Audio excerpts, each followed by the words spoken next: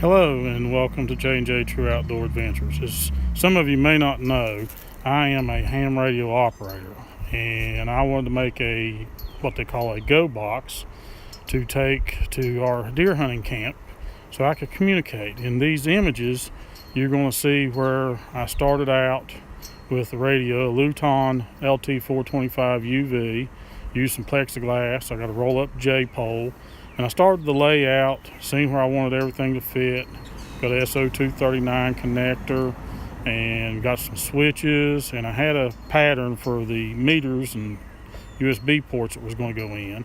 Started putting things together, done some reinforcing with balsa wood, and it all started coming together. Had a storage spot for the microphone.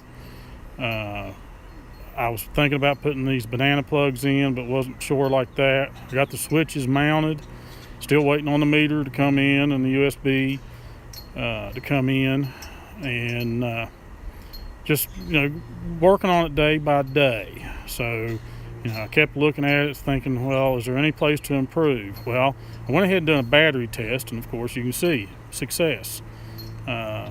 Using a Wild Game Innovations 12 volt 7.2 amp hour. Hooked up the antenna. I tested the transmit on it.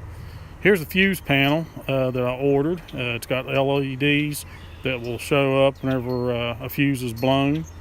The back of the switches, wiring of the switches, that's for the radio right there where I was testing it. There's the little radio. It's got a little fan on the back. Of course, I did put a fan in from a computer.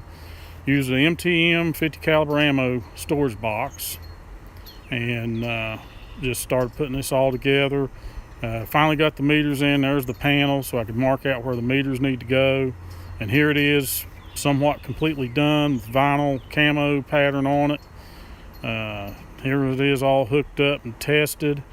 After all the wiring has been done, charging of the battery, and the 12 volt charger.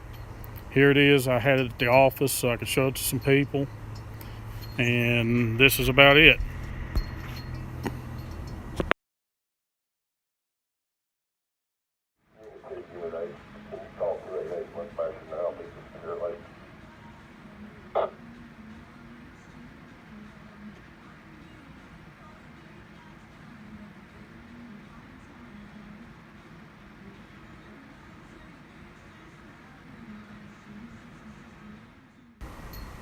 Okay, here we are again, and in this video you see I added a storage compartment. Right there it is.